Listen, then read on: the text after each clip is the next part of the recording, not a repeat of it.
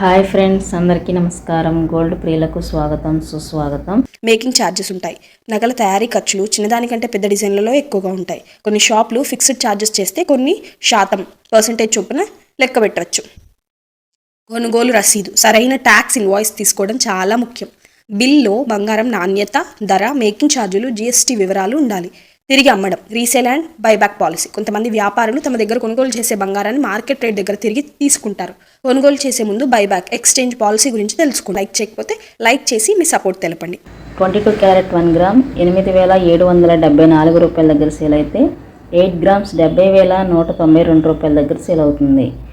అలాగే 22 carrot 10 grams 87,740 రూపాయల దగ్గర సేల్ అవుతుంది. అలాగే 24 క్యారెట్ స్వచ్ఛమైన బంగారం 1 గ్రామ్ 9,572 రూపాయల దగ్గర సేల్ అయితే 8 గ్రామ్స్ 76,576 రూపాయల దగ్గర సేల్ అవుతుంది.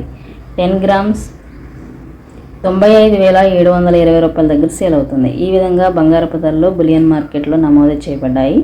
ఈరోజు భారీగా తగ్గిందనే చెప్పుకోవచ్చు. అలాగే వెండి ధర కూడా అదే బాటలో పయనిస్తుంది. కేజీ వెండి ధర సేల్ అవుతుంది. ఈ విధంగా ఈరోజు బంగారము వెండి మే 2వ తారీఖున భారీగా తగ్గాయనే చెప్పుకోవచ్చు.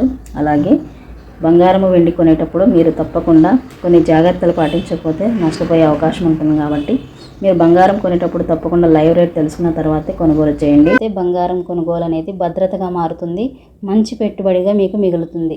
ఇలాంటి మరిన్ని సలహాలు తీసుకోవాలనుకుంటే మన ఛానల్ని ఫాలో అవ్వండి. అలాగే సబ్స్క్రైబ్ చేసుకోండి, లైక్ చేయండి, షేర్ చేయండి.